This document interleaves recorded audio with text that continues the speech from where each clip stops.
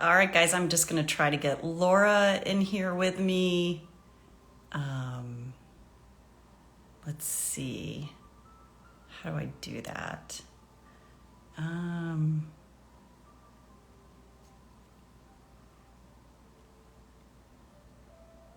invite to join. Okay, BII.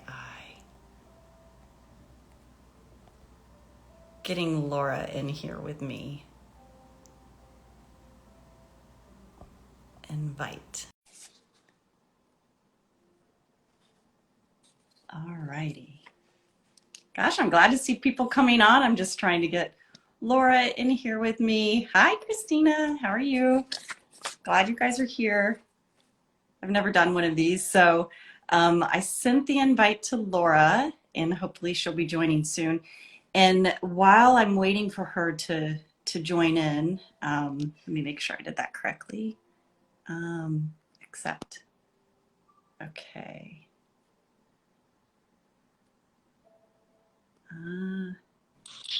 There she is. Hi, honey. How are you? Good. How are you? I'm good. I'm Look, happy made to it see happen. you. I know. I Laura knew and I you have been would. talking about this for quite some time, so we're excited to be doing it. So I'm just going to jump right in. So one of the things that I wanted to do, so I specialize in the psychosocial side of breast implants and the removal. So psychosocial is just a fancy word for mental, emotional, and social.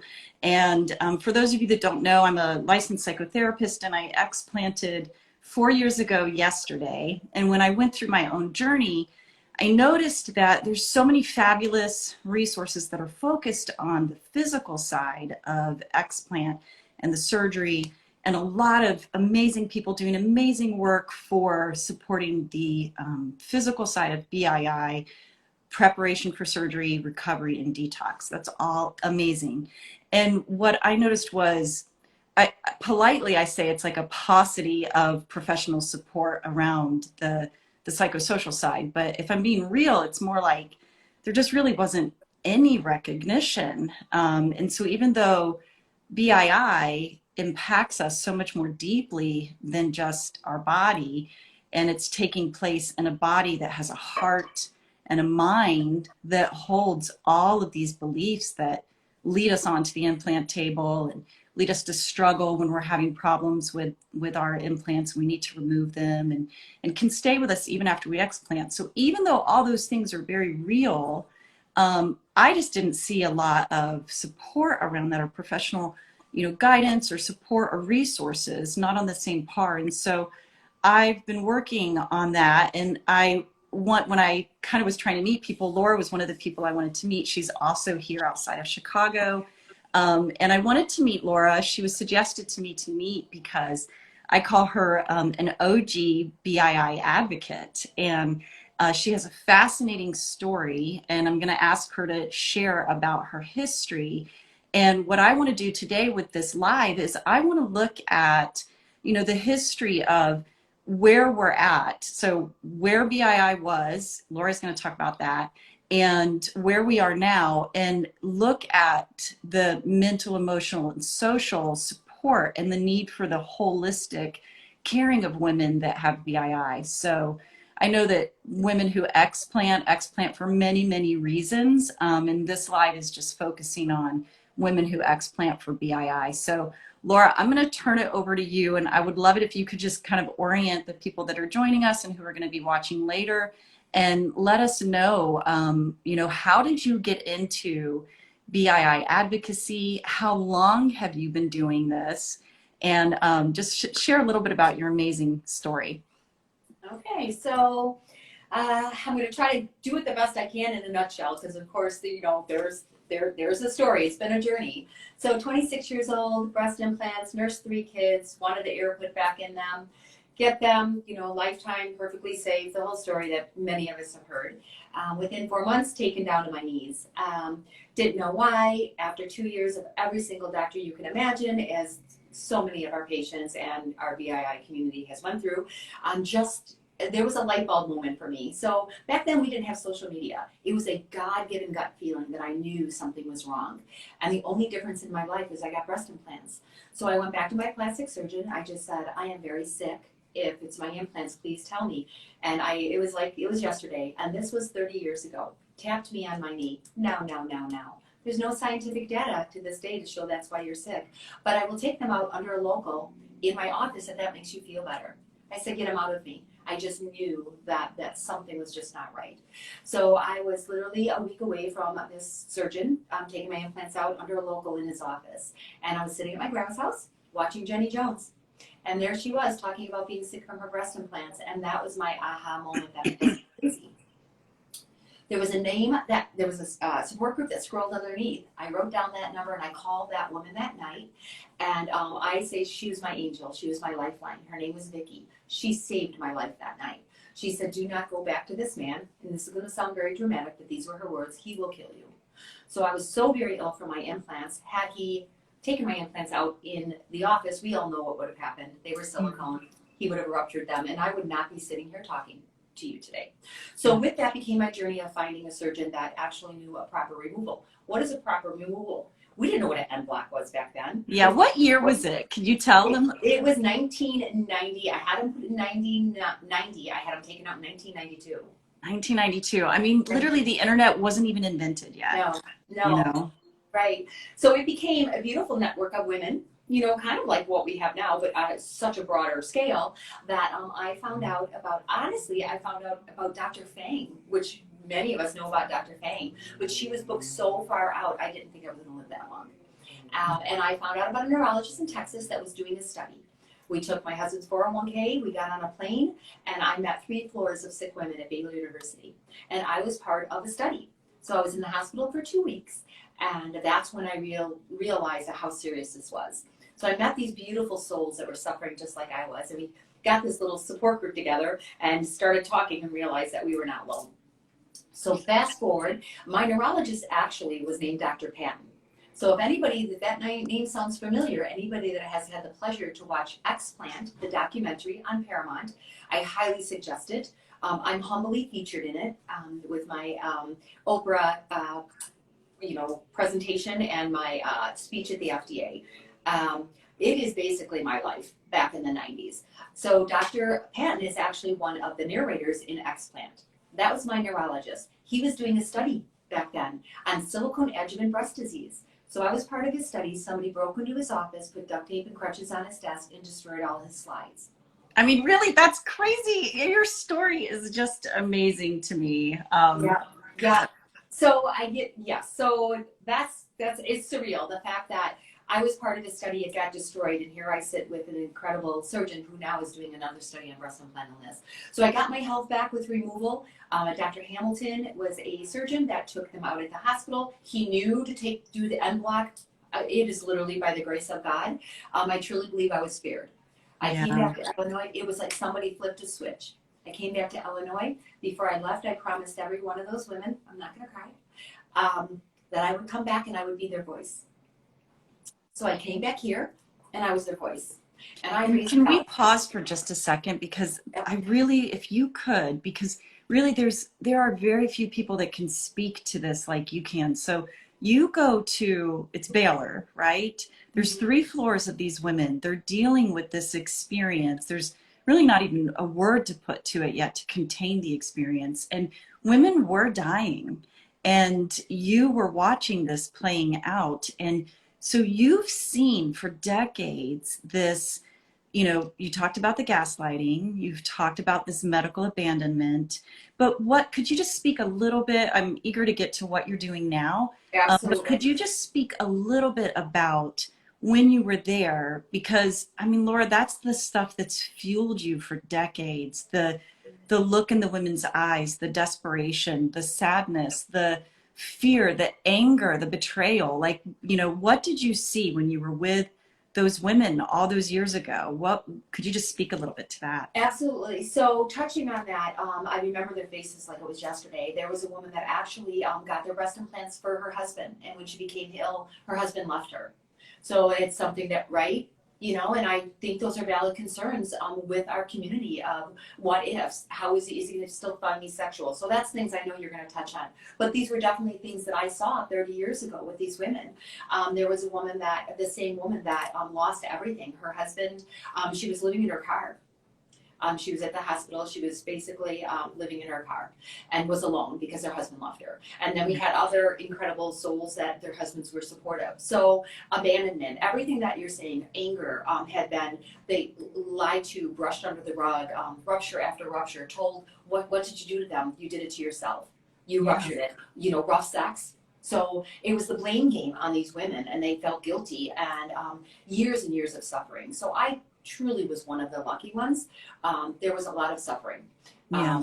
They had been screaming, but nobody was listening. We did not have the platforms that we have now to share this information. And your story, what you're doing right now is highlighting the importance of the difference that support makes, right? Because this is a whole being experience that we have, and it impacts, like I said, it's our body, our heart, our mind, everything. And when you're supported like you were with your husband and able to go there, and you also had a lot of just that ability to kind of like trust yourself, just that wise mind. And so when you have those things, you were able to see the contrast between women living in their car and being abandoned and not having that support, and I know we'll get to this, but we see this still playing out today. It's 2022 and we still see the exact stuff playing out. And so with that, could you talk a little bit, and just let the people that are joining us and going to watch it later, could you talk about, that was back in 1992. And so it's 2022, and you're now, if you could talk about what you're doing now and how you transitioned into this, how did you get to become a BII liaison with Dr. Pryor at Pryor Health? So that, I'm going to put this in a nutshell the best I can also. Owned the nail salon for 32 years, love my life, raised my kids, babysat my grandchildren. And honestly, and there's a part of me that is actually embarrassed to say this part of how I've gotten to where I am today, but I understand that it was God's plan for me. I literally was spared 30 years ago to be exactly where I'm at today. So after 4 years of advocating 30 years ago, I kind of had to walk away. It consumed my life. I had three little boys, and I was going to save every single woman the same way that woman answered my phone call. And I decided that I just needed to take a step away. So fast forward, it's almost like I say I was put in a time capsule. God put me in a time capsule and took me back out 3 years ago. I do CrossFit, and a woman walked in my CrossFit box, and she was an MMA fighter, and she was a former playmate. Anybody that's interested in the story between me and this beautiful soul, who is like my awakening to the fact that hundreds of thousands of women are still sick, it's called Beautiful Destruction. Her name's Latasha Morzola. So anyway, she was my moment of realizing women were sick. I saw it in her eyes, and we were training, and it was that moment like, women are still sick. It was that, are you kidding me? So I wiped off the dust off my VCR of my Oprah tape. And I found out that there was an incredible community of women still fighting, incredible, beautiful advocates that have been fighting while I was spared and going on with my life. And I threw it into the community, the Oprah, and it became viral. I became known as Oprah Laura. So I had a woman contact me and asked me to be in a separate documentary with 20 sick women, or women that got better. And it was local in Rockford, and I said, absolutely, whatever I can do to help.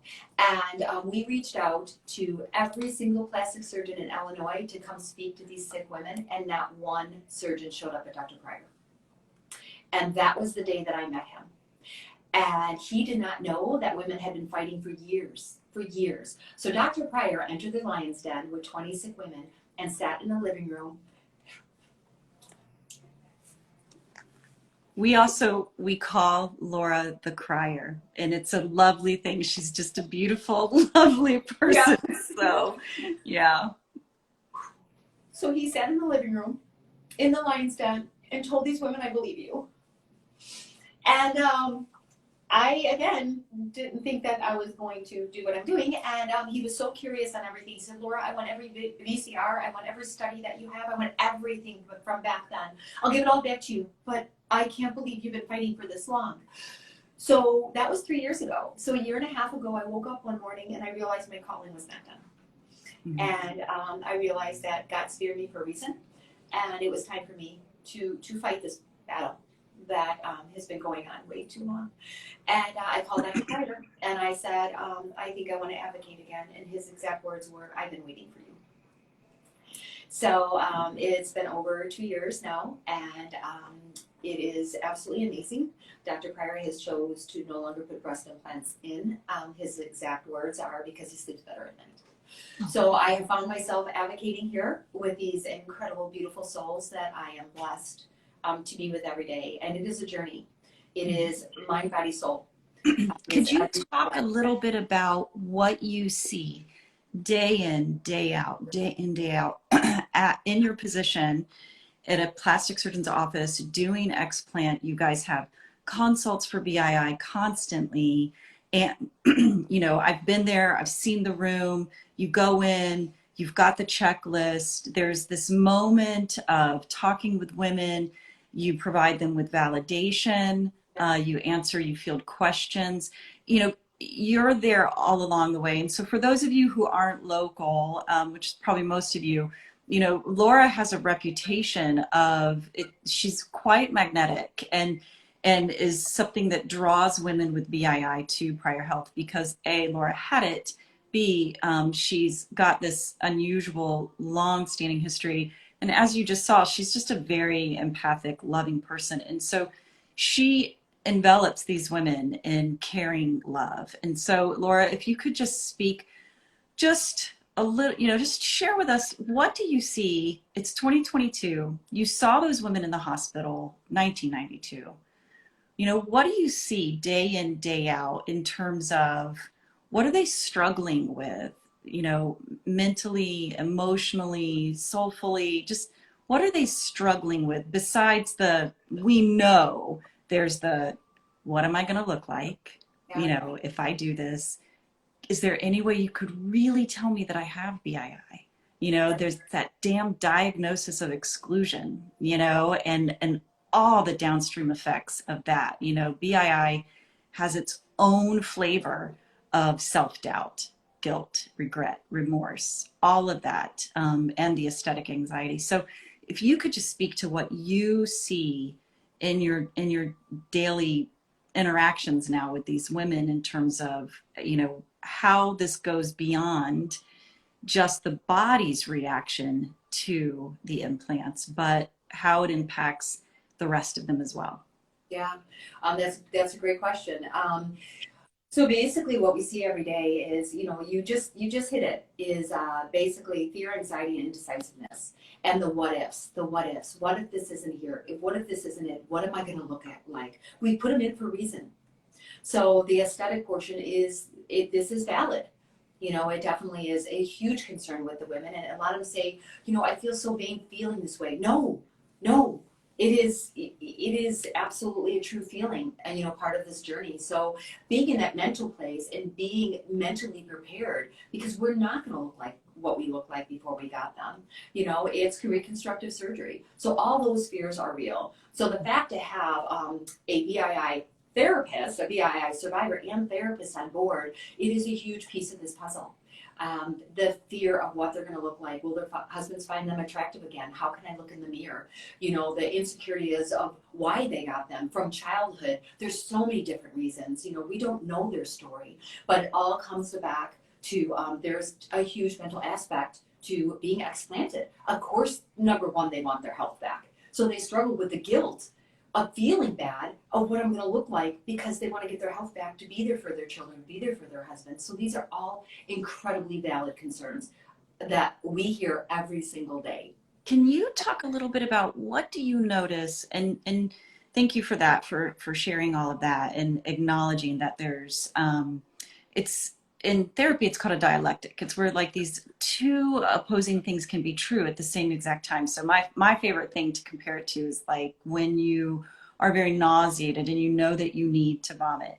And like typically none of us, you know, like, you know, it's an unpleasant experience and yet you're very eager to do it, you know, so you don't want to, but you do want to.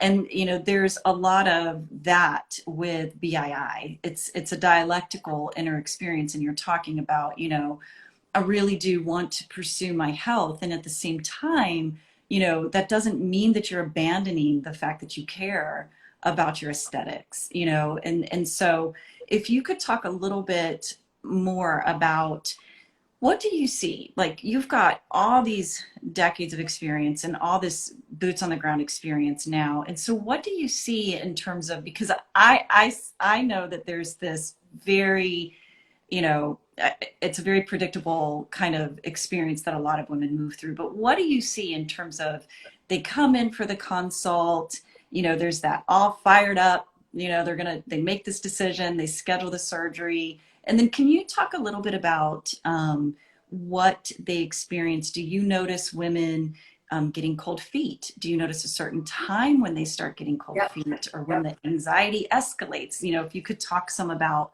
that aspect. Absolutely. It is absolutely universally a month before surgery. A month before surgery, I expect to get the phone calls, and it happens with all of our patients. And I call it they're in fight or flight. Mhm. Something happens. Actually, Dr. Pryor described it in a great way one time of what actually happens to the body. Now that they've been in fight or flight for so long, it is almost like once the body knows that there's an end, the fear and the anxiety and the cold feet. I mean, there's been more than one time that actually the day before surgery or literally the day of surgery, I've had to talk them off the cliff. And that's where the importance of mentally being prepared for this, to going into surgery with that mental aspect that they're going to be okay, to work on the reasons they got them, to make sure they have realistic expectations. Dr. Pryor is huge with never giving false expectations and making sure that their realization of possibly there's no crystal ball. We don't know what you're going to look like, but knowing that you're going to be okay mentally and emotionally going in is going to make a better outcome and make their future better and how they feel about themselves. Not only are they going to see, there's not one patient, and I am going to be completely honest, that is one thing from woman to woman. I'm going to always give you my complete honest opinion on this. There's not one patient that came back and said, Laura, I wish I didn't do this. Mhm. Not one. So that speaks volumes. But going into it mentally prepared is at that 1 month, I see a trigger. Something happens at their 1 month. Yeah. And it is over and over and over again. I like to explain that, like you were just talking about, from the nervous system's perspective. It's really different whenever the mind likes to feel like it's problem solving. Our mind loves to problem solve. It's designed to do that. And so, when a woman reconciles that I think my breast implants are the root cause of all of this, and some women just know, like you did, and I know there's a lot of women that have, it's just, you can't deny, there's just so many things. And so they go in with more of a resolution, more of an awareness. But for other women, there's still that, because it's a diagnosis of exclusion, there's that whole process of coming to terms with it, of reconciling it, making room for that doubt, making room for the what ifs and the questioning. And so when they schedule the consults, when they choose their surgeon, when they get it scheduled, the thinking mind loves that. It is soothing to the nervous system. And the thinking mind is like having a good time. It's doing all that planning. It's, all that nesting that we do, and I've got to have this shaped pillow, and I've got to have this. And, so many women have to coordinate things for their children or for other people that they provide care to. It's just such a big thing. And that keeps them super busy, right? And then, like you're saying, as surgery approaches, what happens is the actual fact that they're moving through this surgery that is going to change one of the most sexually objectified parts of our body, period. That surgery is going to change it. And you may be ready for it. You may want it. You may have no regrets about it. And this is one of those dialectics. It's also true that it's going to change something that matters to you, that you learned means something, And so when they get closer to the surgery, the nervous system interprets it much like a predator, right? And it shows up and it's like this threat. And then the nervous system starts ramping up. And it's a conflict of the mind, because the higher mind knows that we're going to do this. The lower mind, the little reptile brain, is in the fight, flight, or freeze mode. And it's like what are you doing? Run, you know? And so it's this inner conflict. And I know that that is when they are reaching to you, you know, and you really do provide them so much of that. It's that soothing, it's the regulating, it's the bringing them back down, you know, and that often is what helps them get to the actual, you know, implant table. And we both know that not every woman makes it to the explant table. I mean, you know, not every woman makes it. I work with women who call me because they had that failed surgery attempt. You know, they backed out the day before or they backed out the morning of, you know, and not only have they lost that money on that deposit, but they've lost that sense of, I can do this. You know, that predatory feeling is just too overwhelming, you know? So you see this and you deal with this day in, day out, you know? And why do you think, can you comment a little bit about why do you think that this has been hard for, I mean, I don't want to get on my soapbox because I just spoke for a long time, so I'm just going to hand you a question. Why do you think this has been hard for people to kind of holistically wrap around and care for women that are going through this? Why do you, what's your, just, you know, just you and I have these conversations, you know, why do you think that this emotional, mental, these social impacts have been minimized, overlooked, downplayed by the larger medical community? What's your take on that? Well, we can see the obvious is, money. You Mm-hmm. know, there's a lot of money, so there's a lot of denial because there's a lot of money in the industry. Mm-hmm. So I want to backtrack and just touch on something that you had said about their journey and the fear and the surgery. Something I try to do, which kind of ties in what you said, is when they wake up from surgery, even if they're not going to remember, the first thing I tell them is how proud I am of them. Yeah. That's huge. And I'm in your Facebook group where patients get to talk about that, the meaningfulness of you being there. So Laura's with them when they go to sleep, and Laura's with them when they wake up. And that is really meaningful to them. Well, thank you. But I wanted to touch on that because it just, like you said, the fear, that fear, and just to be told that I'm so proud of you, you did it.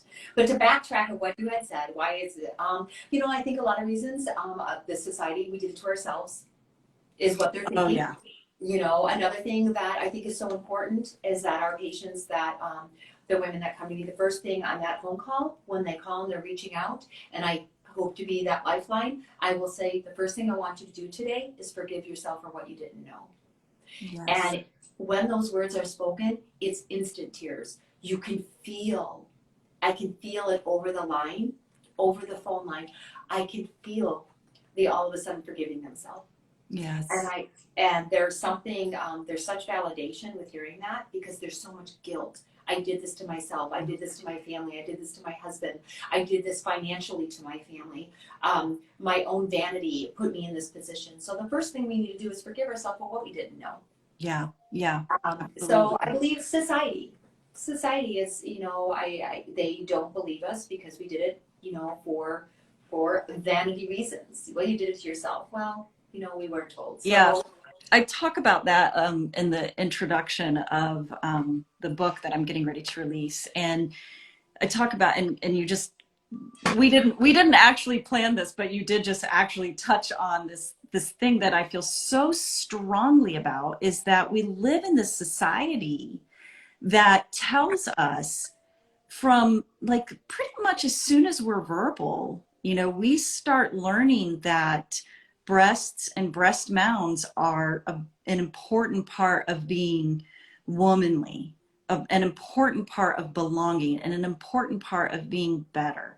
So we start learning that, and it gets very deeply ingrained in us to the point that we will surgically alter our body to have, better breasts. And whether that's for augmentation or to restore something after weight loss or nursing or reconstruction, all of our minds have been shaped that these things really matter. And that's why it just galls me that when we have to inevitably address our aging implants. They are temporary devices, you know, and when we have to inevitably address that, or our body is making that decision for us, you know, and we have to move through. And it's different with BII, right? When your body makes that decision for you before you came to that decision on your own, and it doesn't feel like it was necessarily on your terms or your timing, you know, nobody goes into it expecting to be disappointed or let down or sickened, you know, and so when that decision is made for you, and you move towards this, you know, experience of explanting, returning your breasts to something that your mind thought was problematic, or explanting to flat, when you do all of that, you're where's the support? So there's like all this stuff, like go to Google and type in breast implants. And it is page after page after page of promise, promise, promise. You're going to feel sexy, beautiful, powerful. Clothes are going to look good. You're going to be confident. You're going to da-da-da-da, all this stuff. And then when it comes time to take them out, it's like, well, you did it to yourself. That was a choice you made. You know, insurance doesn't help us very much because this was a choice we made and we did it to ourselves. I just call, excuse my language, I just call bullshit on that. I really do. You know, there's all this predatory marketing that gets us to get them in our body.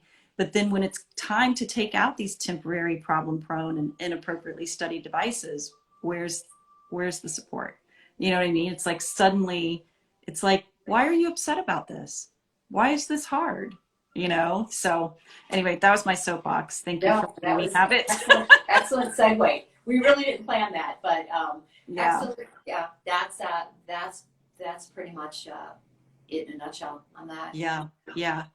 You So what know, do you think is the ideal? What do you think is the dream for women with BII when they are coming to terms with this reality that they're not only are the implants that are in their body, you know, their body's having this reaction to them, but moving forward, you know, my understanding is that if your body has had this reaction, you know, and you move forward, it's not like you can later on down the line put in another set of breast implants and your body's going to be like, JK, I'm okay with it now.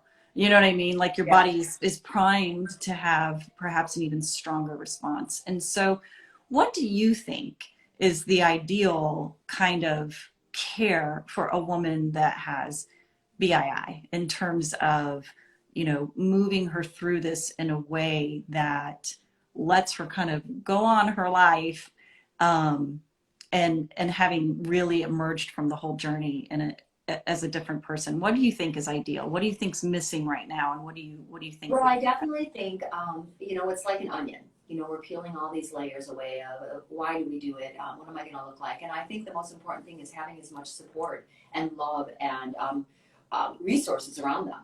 You know, and I'm going to go back to mind, body, soul. Having someone to talk to that understands that. Why did I do this? What am I going to look like? The what ifs, the insecurities that I have. We need to work on the insecurities of the reason that we got them to just be a better version of ourselves. Mm-hmm. Another, resources, of course, is detox. We have Mandy Lynn that we're bringing on. So we're really trying to give as many resources to have these women be the best versions of themselves, mentally, emotionally, and physically. Yeah. So I think it's just having a circle and surround these women and knowing that they have an army that is going to support them in every aspect as their journey goes on, recovering from VII.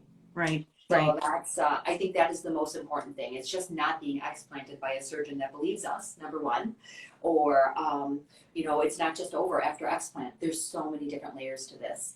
And by adding that, I think is going to be a beautiful thing, for the community.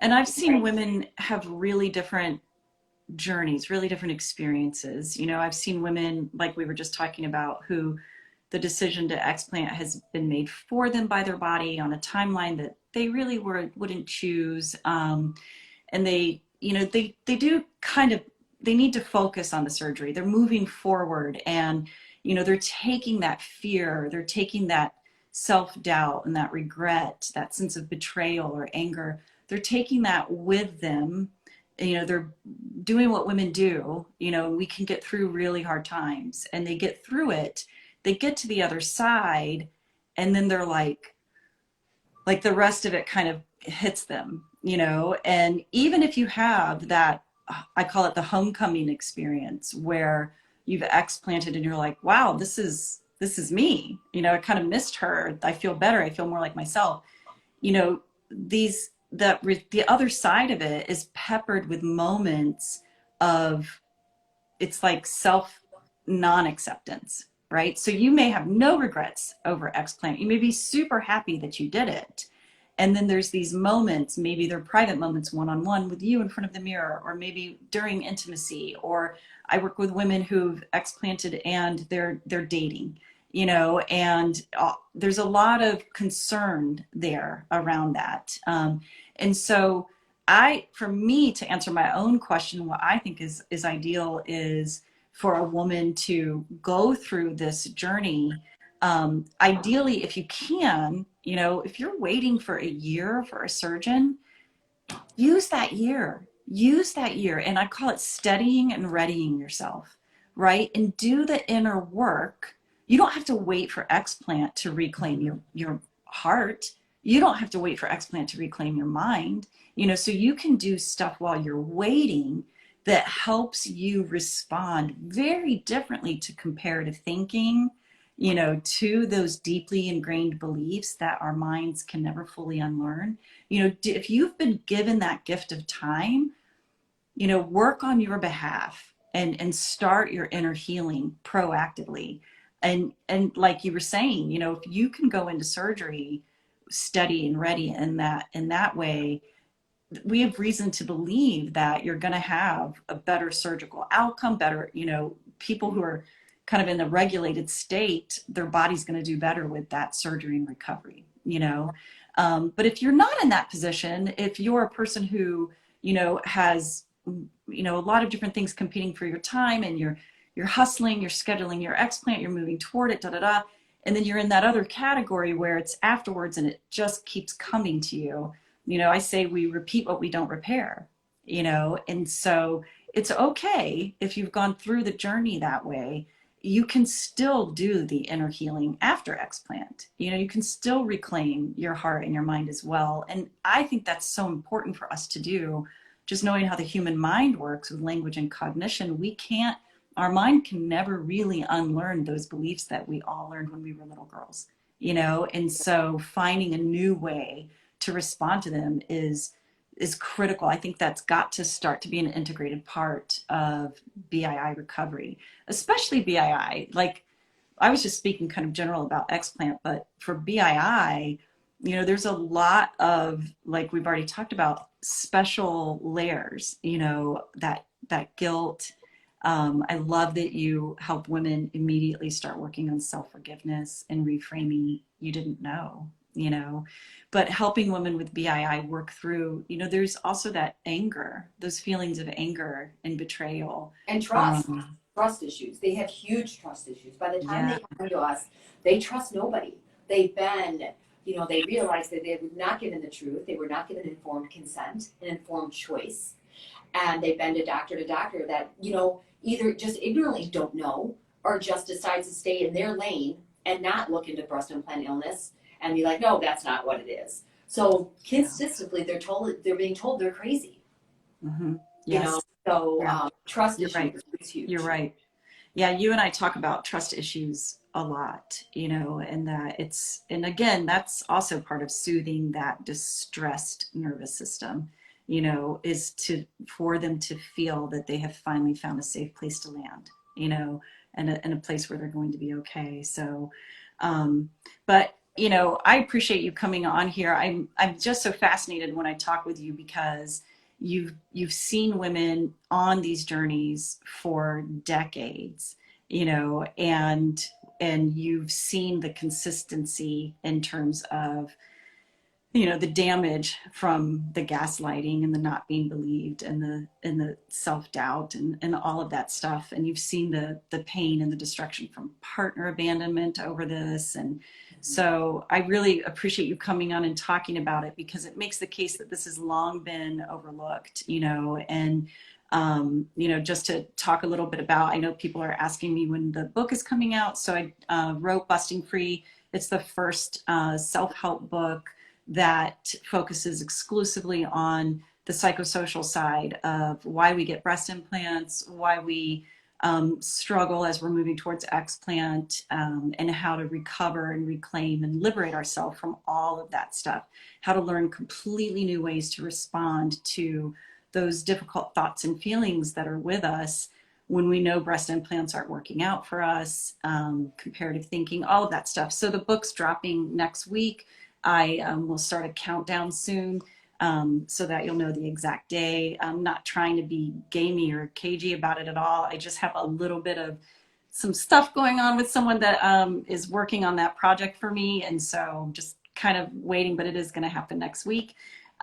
So I'm excited and eager to get that out to the community, and looking forward to seeing how that lands and engaging with women around it. So I hope that it helps. I think it's you know, something that's needed for our community. When I explanted in 2018, I just saw all this suffering going on. And because I've always specialized in grief, loss, trauma, and anxiety, and then women and self-acceptance, I just saw all those things with women who explant for BII or any reason really. So I hope that it helps, and I'm looking forward to our continued work together here outside Chicago, to help our local women. So thank you so much, Laura, for joining me today. I appreciate want it. to thank you. I want to thank you. Yeah. I know how hard you've worked on this book. I know you have put your heart and your sweat and your soul in this for us. Thank you. It's true. You do know. I know. So I want to tell you I'm proud of you. Thank you. And thank you from every single woman that is going to get a piece of you, that is going to help her in her journey and help put her life back together. Thanks, Laura. The next time I see you, I'm going to give you a really big hug. Anyway, thank you. Thank you. All right. Thanks everybody that joined. Please, you know, I'll get this out somehow. This is my first time to do it, so I'll figure it out, and we'll share it. Just the words that were here today are just very normalizing and validating to women on these journeys. And that is so helpful and an important part of healing. And so I appreciate each of you showing up and sharing this later when you're able to. And thank you all so much. Thank you, love. Bye. Bye.